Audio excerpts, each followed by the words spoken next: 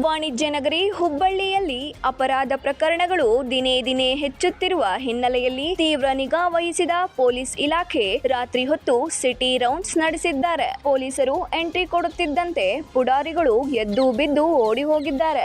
ಅವಧಿ ಮೀರಿ ಅಂಗಡಿ ತೆರೆದಿರುವ ವ್ಯಾಪಾರಸ್ಥರು ಕೂಡ ಅಂಗಡಿ ಬಾಗಿಲು ಮುಚ್ಚಿದ್ದಾರೆ.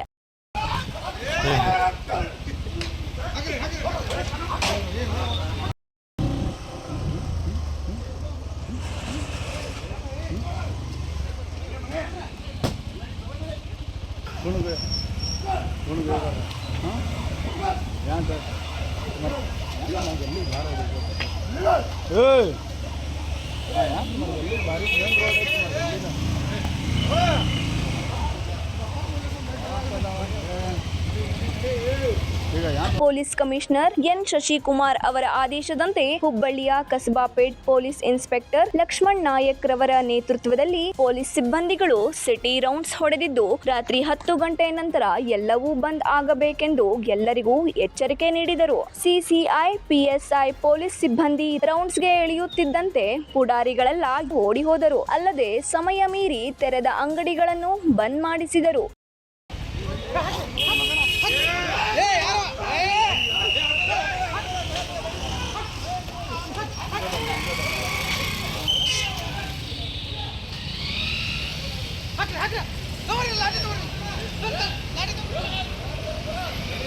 ಕಸಬಾಪೇಟ್ ಪೊಲೀಸ್ ಠಾಣೆ ವ್ಯಾಪ್ತಿಯಲ್ಲಿ ಪೊಲೀಸರು ರಾತ್ರಿ 10 ಗಂಟೆ ನಂತರ ಯಾವುದೇ ರೀತಿಯಲ್ಲಿ ಜನರು ಸುಖ ಸುಮ್ಮನೆ ಯಾರೂ ಓಡಾಡುವಂತಿಲ್ಲ, ಅಂಗಡಿಗಳನ್ನು ತೆರೆಯುವಂತಿಲ್ಲ ಎಂದು ಎಚ್ಚರಿಸಿದರು. ಜೊತೆಗೆ ಗಲ್ಲಿಗಳಲ್ಲಿ ಪೊಲೀಸರು ಗಸ್ತು ನಡೆಸಿದರು. 9 ಲೈವ್ ನ್ಯೂಸ್ ಹುಬ್ಬಳ್ಳಿ.